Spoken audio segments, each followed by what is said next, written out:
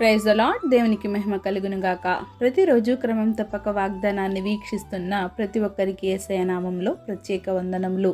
Subscribe చేసుకొని అనేక మందికి షేర్ చేసి దేవుని మాటల ద్వారా బలపరచండి.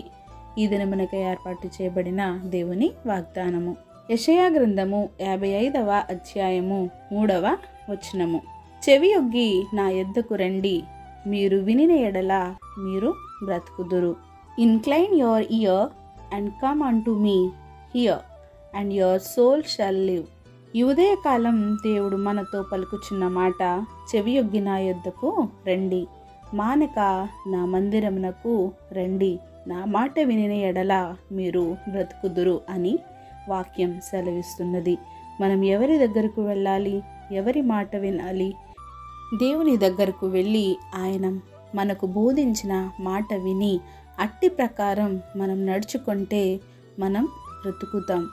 దేవుడు మనతో ఒక నిత్య నిబంధన చేశారు. దావీదుకు చూపిన శాశ్వత కృప మీకు చూపుదును అని. ఆయన కృప నీకు నిరంతరం కావాలి అన్నా జీవిత కాలమంతా ఆయన కృప నీకు అవసరం. ఆయన కృప లేనిదే ఒక్క క్షణం కూడా మనం బ్రతకలేం. మన జీవితం ఏపాటిది? ఇంతలో కనపడి అంతలో మాయమయ్యే నీటి బుడగ వంటిది. మన బ్రతుకులో ఈ క్షణం వరకే మనది. నెక్స్ట్ మినిట్ ఏమి జరుగుతుందో నీ బ్రతుకులో ఎవ్వరికీ తెలియదు. కనుక దీపం ఉన్నప్పుడే నీళ్లు చక్కబెట్టుకో. విలువైన సమయాన్ని వ్యర్థం చేయక దేవునికి కొంత సమయాన్ని కేటాయించు. మన దేవుడు మాట్లాడే దేవుడు. సేవకుల ద్వారా నీతో మాట్లాడగలడు. వాక్యం చదివినప్పుడు ఆయన నీతో మాట్లాడగలడు. ఆయన సన్నిధిలో నీవు కనబడినప్పుడు విశ్వాసుల ద్వారా నీతో మాట్లాడుతాడు. ఆయన వాక్యం మనం వినాలి.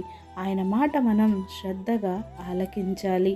అప్పుడే నీ ఆత్మకు జీవం, నీ శరీరానికి బలం అనుగ్రహించుతాడు. దావీదు గారు దేవుని మాట విన్నాడు.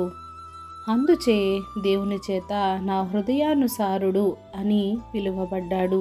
దేవుడు ఏదైతే దావీదు గారి గురించిన తలంపులను, ఆలోచనలను కలిగి ఉన్నారో అదే విధంగా దేవుని హృదయం ఎరిగినవాడుగా ఆయన నడుచుకున్నారు. అదేవిధంగా నీవు నేను కూడా దేవుడు మన నుండి ఏమి ఆశిస్తున్నాడో గుర్తెరిగి ఆయనకు ఇష్టలుగా మనం కూడా జీవించుదాం. ఆయన కృప మనందరి ఎడల హెచ్చుగా ఉండునుగాక. ఆమేన్. ఈ కొద్ది మాటలు దేవుడు దీవించునుగాక. వాగ్దానం మనందరి జీవితాల్లో నెరవేర్చబడాలని ఆశిస్తూ చిన్ని ప్రార్థన. సకల ఆశీర్వాదాలకు కారణభూతుడమైన మా ప్రియ పరలోకపు తండ్రి, మిరిచిన వాగ్దానమునకై వందనాలు దేవా. ఎవరైతే ఈ వాగ్దానం విన్నారో వినిన వాక్యాన్ని వారి హృదయగదిలో భద్రపరుచుకొని వాక్యానుసారంగా జీవించే బ్రతుకులు మా అందరికీ దయచేయండి దేవా. అవును ప్రభువా, చెవియొగ్గి నా యొద్దకు రండి అని పిలిచే దేవా నీకు వందనాలు నాయన. ఎప్పుడైతే మీ మాట వింటామో మేము బ్రతుకుతామని ఖచ్చితంగా సెలవిచ్చిన దేవా నీకు వందనాలు. అట్టి విధముగానే మేము జీవించే కృపను మాకు దయచేయండి. ప్రార్థన అవసరత కోరిన ప్రతి ఒక్క బిడ్డని ఈ సమయంలో జ్ఞాపకం చేసుకోండి. స్వరూప గారి పెద్ద కుమారుడు శామ్యూల్ కిరణ్ రెడ్డికి నాయన జాబ్ను అనుగ్రహించండి నాయన తండ్రి. మరి చరణ్ రెడ్డిని కూడా మరి స్టడీస్లోనైనా మీరే హెల్ప్ చేయండి తండ్రి. ఆ బిడ్డకి తగిన జ్ఞానమును దయచేయమని అడుగుచున్నాం. చక్రవర్తి గారి ఉద్యోగంలో నాయన అప్పుల విషయంలో లిఖిత విజయ వారి మారు మనసు గురించి నాయన మీరే వారి ఎడల ఒక గొప్ప కార్యంను జరిగించమని అడుగుచున్నాం నాయన. జగదీష్ గారి పోలీస్ ప్రాబ్లమ్స్ నుంచి సాల్వ్ చేయండి నాయన. వెంకటేశ్వరమ్మ గారి ఫ్యామిలీ కట్టబడడానికి సహాయం చేయండి. ఇంకా ప్రార్థన అవసరం కోరిన ప్రతి ఒక్క బిడ్డ అవసరతలు మీరు తీర్చి సకల ఆశీర్వాదాలు మా పైన మెండుగా నిండుగా దయచేస్తారని యేసుక్రీస్తు పరిశుద్ధ నామమున ప్రార్థించి అడిగి వేడుకొంచున్నాను మా తండ్రి. ఆమేన్. God bless you all.